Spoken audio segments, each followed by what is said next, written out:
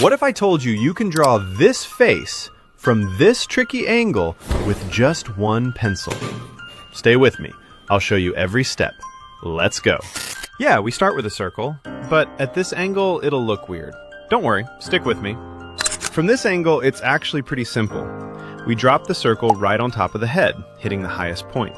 Then we let it wrap across the forehead on the left and curve around the back on the right. Those 3 spots are all you really need, and the bottom, don't even think about it yet. Once the top part is right, the lower half falls into place on its own. And just like that, our circle is locked in for this angle. Next, we need the center point, that tiny spot between the eyebrows. From this angle, it lines up right around here. Next up is the horizontal line, the brow line. It cuts straight through the eyebrows and lines up all the way with the top of the ear. Now the vertical line, it splits the face from the brows through the mouth down to the chin, following the curve of the head from the top. Now let's add the side plane, the piece that gives our circle real volume. We start it right from the end of the visible eyebrow, then curve it into a soft oval shape. Its length should be about 2/3 of the circle. The lower point lines up with the nose, and the upper point sits near the hairline. I know a lot of these steps can feel confusing. The side plane, the horizontal lines, the verticals, it's a lot at first. That's why I really recommend checking out the full course I put together for you. It's 30% off right now for a limited time. Just tap the course image on your screen or use the link in the description. It'll take you from absolute beginner to fully mastering the LOOMIS method. Now, just like we always do, we drop in the horizontal lines. The top one is the hairline, the next one is the nose line, and the bottom one gives us the chin. And now we close the LOOMIS structure. On the left, we connect the circle to the chin line, and on the right, we drop a vertical line inside the side plane and link it down to finish the jaw. Then we add this small guideline. It runs from the inner side plane to the jaw, and it helps us place the mouth correctly. After that, we erase all the extra construction lines we don't need anymore. The ear sits right here in the outer quarter. Then we add a simple neck shape, 2 soft ovals for the eye sockets, a small circle for the nose, and finally the width of the mouth. Now the whole structure is ready. Stay with me and don't skip ahead so you can get a clean, accurate final drawing. Let's keep going. Alright, let's jump into the nose. I start by adding a second small circle on the side, that little bump you see on the right. It's slightly smaller than the main front circle, and it helps define the 3D shape. Then I darken the tip of the nose, keeping the exact same curves. That part is crucial. If you change the curve even a little, the whole nose shape falls apart. And yeah, it might turn into a potato real quick. Next, I drop in a simple nostril and a soft line along the side of the nose. Keep it light. Heavy lines make the nose look flat. And to finish, just a tiny bit of shading on the bridge makes the whole thing pop. And there you go. Clean, simple, and done. The nose is finished. Now, let's drop down to the mouth. To get the lips right, we first draw that little area connecting the nose to the mouth. You see that tiny bump?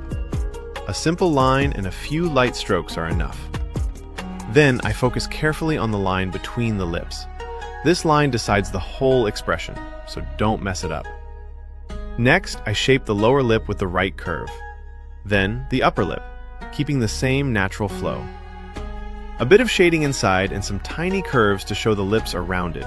And boom, it starts looking real. Finally, I spread a little shading around the mouth above and below just to settle it into the face. Simple, easy, like drawing lips on autopilot. Now I add a few light hatching strokes on the cheeks and under the chin. Nothing heavy, just simple, clean lines to show where the light hits and where the shadows fall. These small strokes make the face pop and give it that nice sense of depth. Now I add a small hint of the clothing, just a few simple lines to show the shoulder and the upper part of the blouse. Nothing detailed, just enough to anchor the lower part of the drawing and keep the composition balanced. Now I sketch the earring, a simple square shape with a hollow center. I add small circular details around the edges to give it that decorative look. Then a few light strokes inside to suggest the shadows. Keep it simple. We just want a clear shape that sits nicely on the ear without overworking it. Now I rough in the eyebrow with light, simple strokes. I keep it soft at the start and slightly thicker toward the end, following the natural angle. Don't press too hard. Gentle lines are enough to set the shape without making it look heavy. Now I move on to the hair. I start by lightly blocking in the big outer shape, just the main silhouette so I know where the hair sits on the head. Then I refine the inner outline, following the direction of the bangs and the flow of the strands. Next, I erase any extra construction lines to clean the area, and begin laying down the main locks, those long, clear strokes that define the hairstyle. I keep them bold and simple, without drawing every tiny hair. After that, I add a few smaller strokes inside the big shapes to bring texture and movement, and finish with some soft shading to show depth and volume. That's it. Clean structure, clear flow, and the hair starts coming to life. And finally, let's draw the eyes. First, I set a horizontal guideline that tilts with the same angle as the eyebrows. On this line, I draw the crease above the eyelid. Remember, there's always a darker fold above the upper lid. I keep both eyes sitting firmly on that line, making sure they share the same curve. Next, I drop down to draw the upper eyelid itself. Usually, it follows the same curve as the crease above. Think of it like copy-paste. Then, I add the tear duct on the right eye and finish with the lower eyelid. This closes the shape and makes the eye look real. Now I place the iris in the correct spot, slightly to the right since the gaze is toward the right side.